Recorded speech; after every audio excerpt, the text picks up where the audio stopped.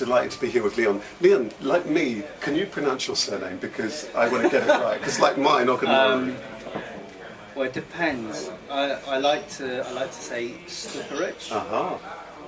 Yeah. I used to say Stuparic or Stuparic.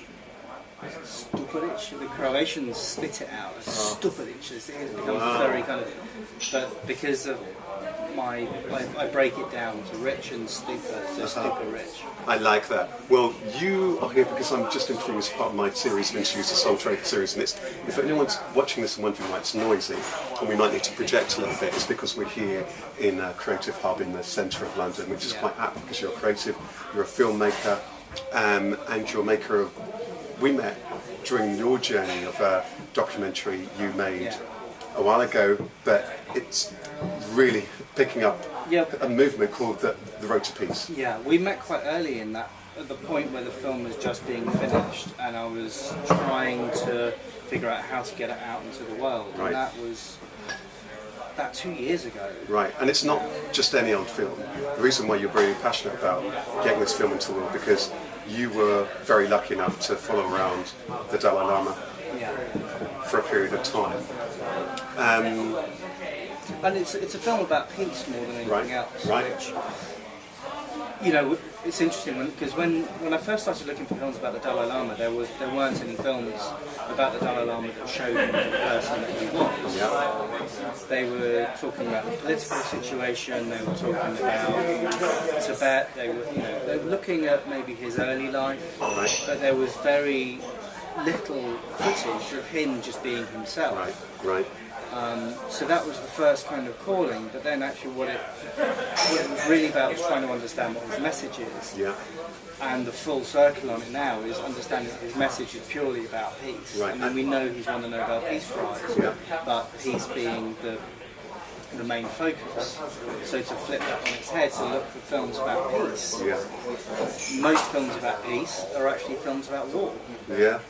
So to actually find a film that's comparable, that I can use as a model and say, okay, here's another film about peace, here's how that film got out into the world, here's the framework. I couldn't find it. It's interesting, isn't it? Because it's funny you should say that, because a quote came to me once, no wonder that we have such a problem forging peace as adults when all we happens is we're taught about war when we're kids. Yeah. But you're a filmmaker, you're a documentary maker, you've also done lots of editing, including for big corporations and so on. Yeah. And I get the feeling that you've been passionate about going on your own journey. Tell us a little bit about what's your journey been like, because I'd imagine it's not easy. I imagine it's not easy, and I'd imagine that there are probably things that you could be doing that are far more commercially viable, perhaps, than trying to sell a documentary about the Dalai Lama. Yeah. Perhaps. Well, it's interesting because in that period I went through trying to work part-time whilst getting the film out, then I tried to go full-time on the film to try and give it all my focus to get it out, and did that for nearly a year. Really suffered financially, the film suffered through doing that, and it just didn't have the flow, and it really started flowing this year when I went full-time back into work and was able to then get some more cash flow in place and bring a proper team on place. One of the biggest lessons I learned was trying to get people to help on a project. Worked in a very, very short, limited time frame.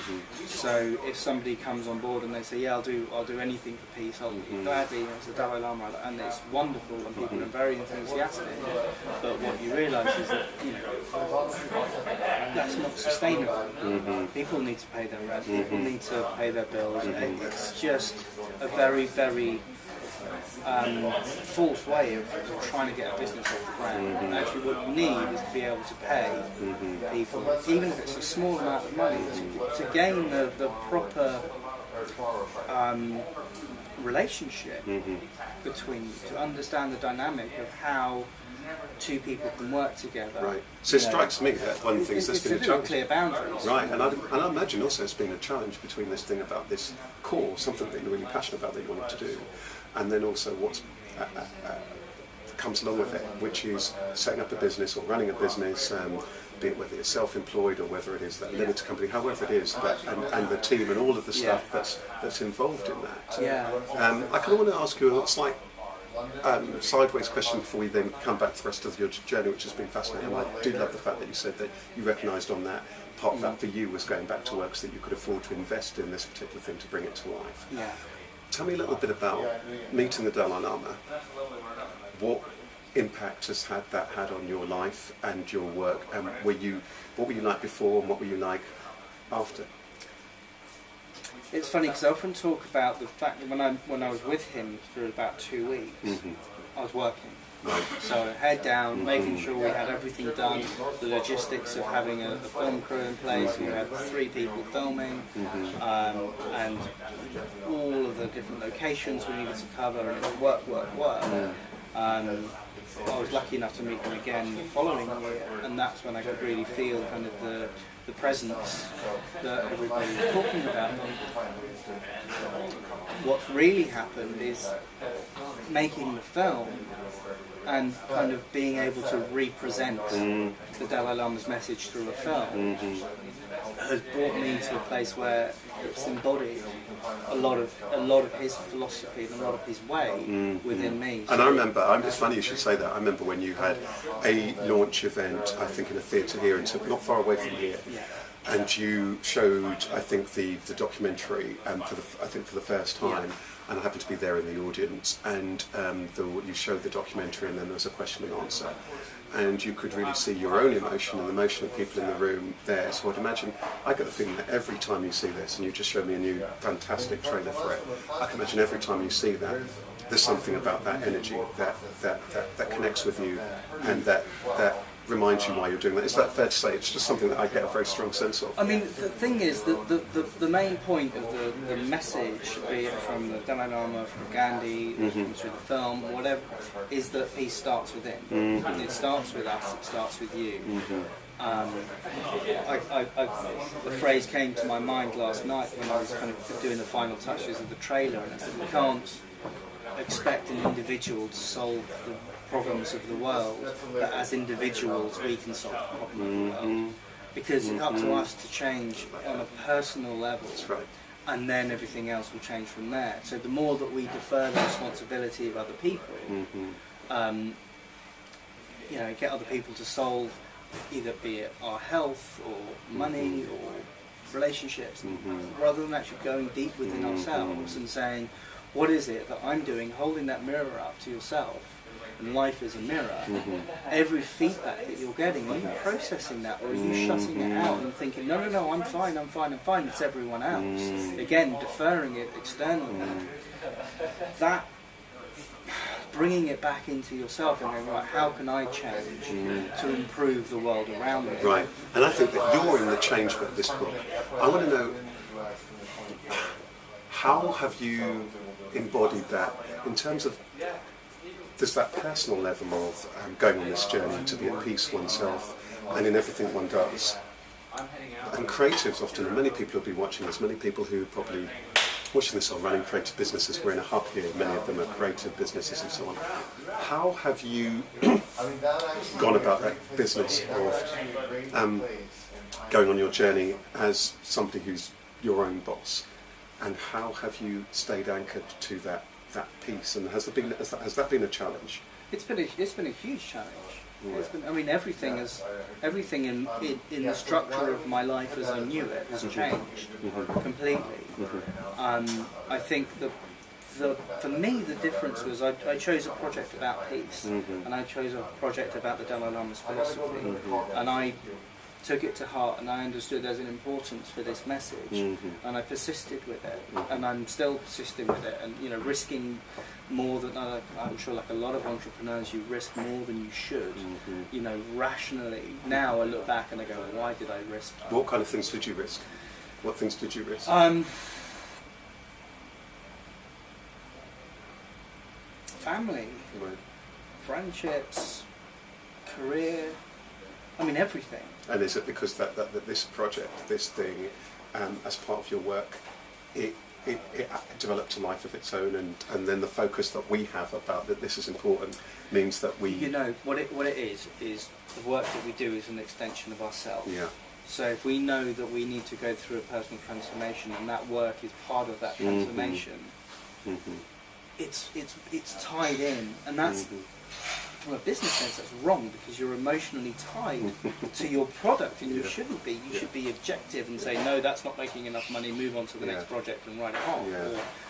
But when it's a project like this, where the persistence of completing it is having a direct effect on your own humanity, if you like, where I am. I now am far less phased by things. I've transformed most of the relationships in my life. I've transformed the relationship with myself. Yeah. And it's all through persisting, breaking through these barriers with this project. You know. So that's yeah. I mean, that's something that's... I think it's partly because of the subject matter of the film, but it's also the point of getting to a place of self-confidence and determination. One of the things Dalai Lama talks about is you need self-confidence, determination, education, skills, and you apply those things, and all of a sudden you become a completely different person. Right, and I'm fascinated by, and I'm just wanting to invite you to share maybe with people who are watching this. I'm trying to remember, I'm fairly sure that you're in the change chapter. Can you remember? I can't remember. And I'm just trying to remember if you, I mean, it's just intriguing. I've got a feeling that you're in this chapter about change. And I'm just, can you remember, because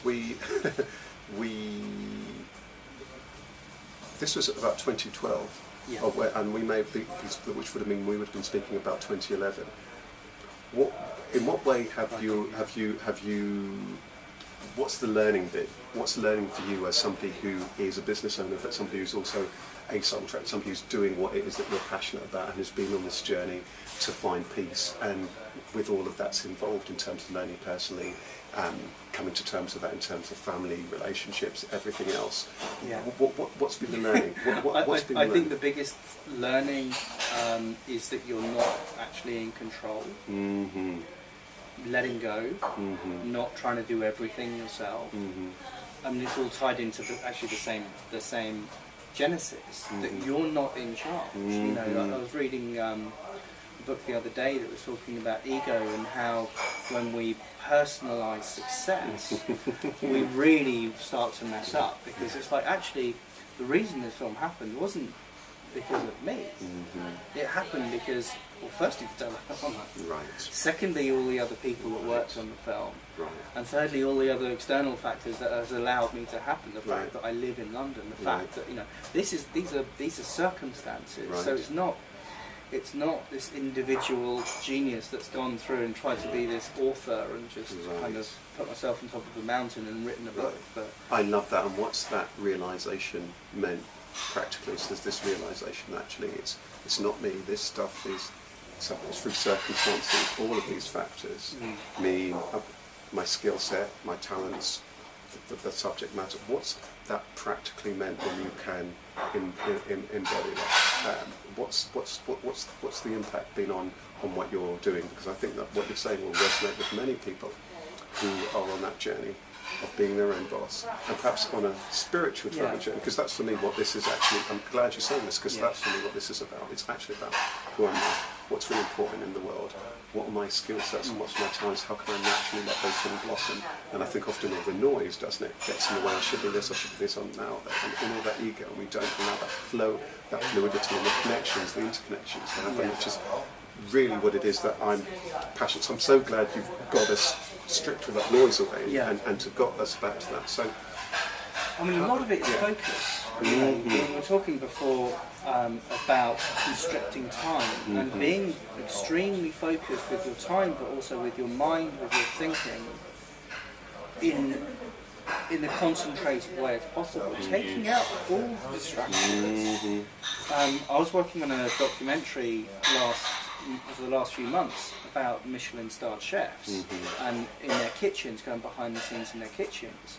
And chefs in these Michelin-starred restaurants, like 2-star Michelin restaurants, they're in there at 7 in the morning and they're leaving at 11, 12 at night, every day, 5 days a week, working to create the most perfect food, working to extremely high standards, consistently within a team. The hierarchy that happens within the team, the whole structure that happens around that, but also you have